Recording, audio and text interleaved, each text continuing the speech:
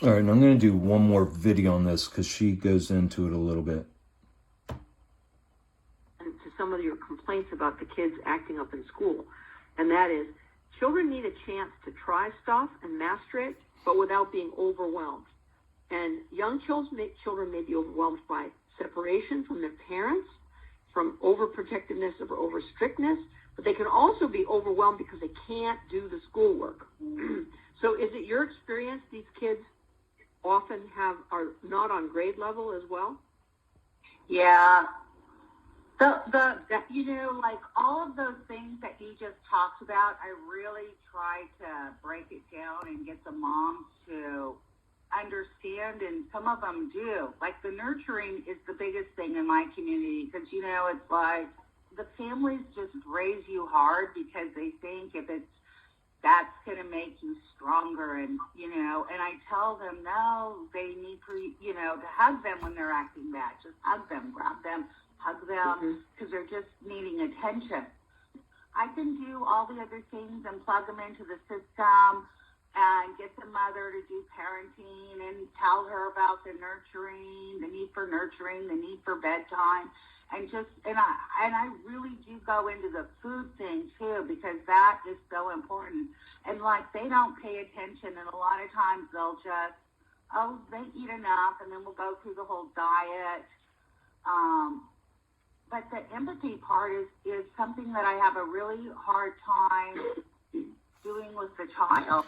They just skip over this whole, like, what you put in your mouth is what you're going to get out. I mean, they're poisoning themselves and then wondering why their bodies and minds are not operating efficiently. It's insanity, but these people are experts.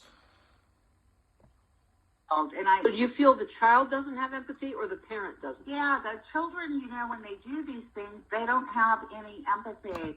They can't have empathy because empathy requires you to be able to put yourself in another's position. You are unable to do that when you're selfishly acting defiant. And why are you acting defiant? Because it's a fight or flight response. You're like, fuck you. I'm not taking whatever you're trying to give me. Whatever kind of bullshit you're trying to shove down my face, and in my mind, I don't want any of it. So of course they can't show empathy when they're going through that.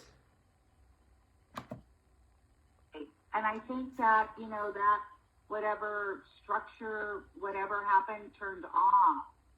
Because a lot of these mothers don't have, a lot of my moms are so stressed that they can't. So stressed. You think? They don't even see in front of them and what they're doing to their kid. Okay. Well, that's all we need to know.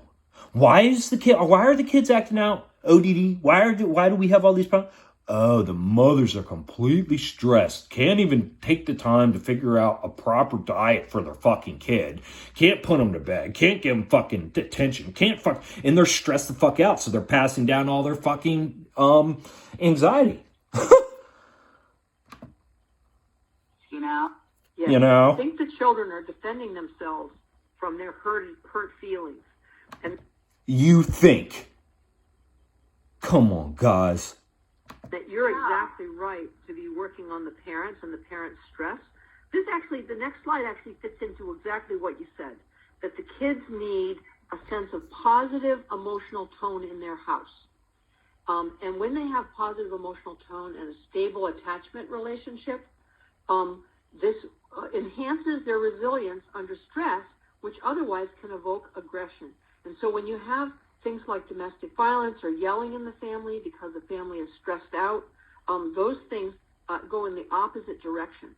We also know that anxious children are sometimes the ones who look to be non-empathic because they're defending themselves so hard. So anxious children may over-infer aggressive intent and overreact. And that's part of how they get themselves in trouble, is that they're being aggressive. They're getting themselves in trouble. What is trouble? Why are they in trouble? Come on, guys. We are sitting here, and they are literally saying why these things happen is because of malnourishment from the parent, because of the stress in the household, because of the bad sleeping patterns, because of the bad eating habits, because of all the stress. We're sitting here saying that, and then we're sitting there going, well, they're acting out still. I don't understand. before it's warranted. And that's how they're getting in trouble in school. And the information I'm going to give you about anxiety is something that would be helpful to pass along to the school, because if they infer anxiety first, it would be helpful to pass along to the school. Well, don't we entrust our kids to the school? Shouldn't they know this already? Shouldn't they know how to deal appropriately with our children? No, of course they don't. Of course they fucking don't. instead of malintent, they will respond differently to the kid, and often they'll get a different response from the kid as well. Now, kids have to learn how to handle their negative feelings, right?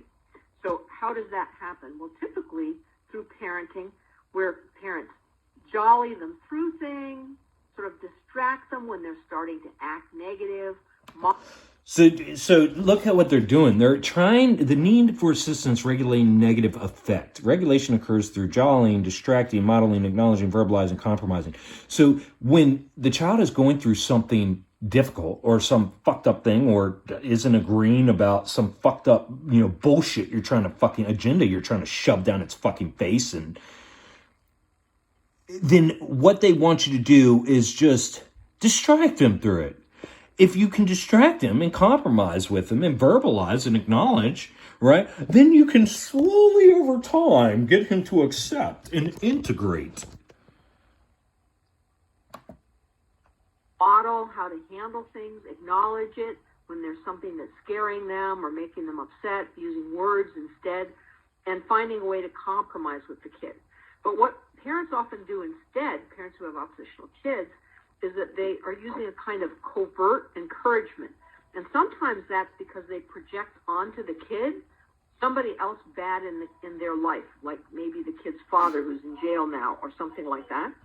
And parents who back off and avoid the child's upset feelings often then explode afterwards and do punishment instead.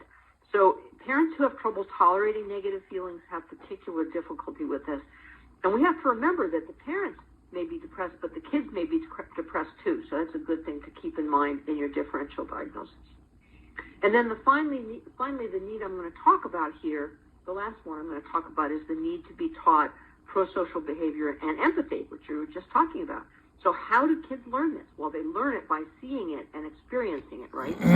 So when they learn to trade things with their siblings, or take turns, or wait, or ask for things and say thank you, and take other people's point of view.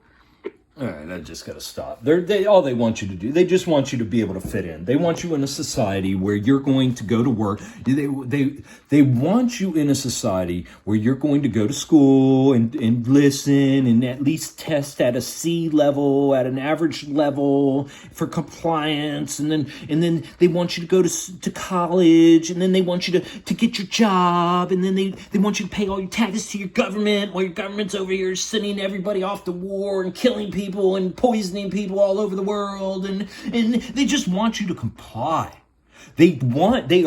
All this is, guys, is to get you to fit into this fucked up society instead of addressing what's really wrong. Like, these women, they understand. These women understand where it's coming from, but they can't. They're like, well, this is just the environment we live in. We got to teach them how to take turns and wait in line and ask for things. Why do they even fucking need things? Because we taught them to need things, and then we're gonna teach them how to ask nicely for those fucking things, right? You see what I'm saying? It's all about control. Systems of control. That's all it is.